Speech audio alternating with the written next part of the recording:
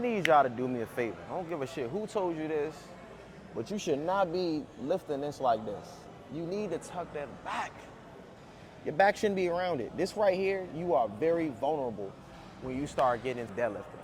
You need to make sure when you deadlift, in order to do an efficient and proper deadlift, we need to make sure, one, the bar is parallel to the top of the laces. It's very important to understand this. We don't want to make sure the bar is too far forward. If the bar is too far forward, do understand that now we're going to create unnecessary tension in the lower back, because when we pull, we have to pull it closer to us to be able to lift.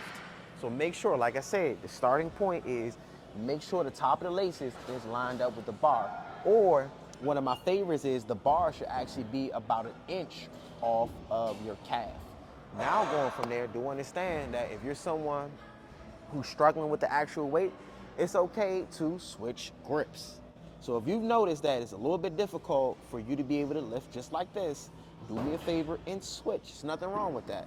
But when we drive, we need to make sure what? The lower back is tight. We pull straight up, boom, right there, core tight, squeeze the glutes.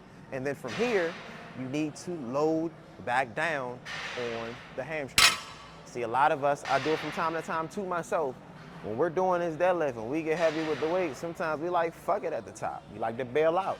But do understand that you are missing out on a lot of engagement, recruitment, as well as results from just dropping the weight. Do me a favor before you just drop the weight. What you need to do is what? Nice grip. Well, I can use this grip here. Nice grip. Make sure we pushing from the feet. Go straight up. Boom. Right here. Make sure the glutes are nice and tight.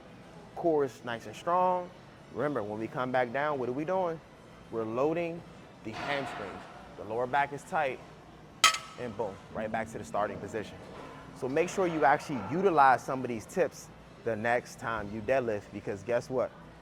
You're gonna be looking for longevity out of this, meaning you will alleviate a lot of unnecessary tension that you're putting to the lower back. A lot of us do need to understand that. Big fan of this, when it comes down to it, make sure you're using your belt. I don't have my belt with me today, but I generally like to go up with the belt if I'm doing anything over 185 pounds.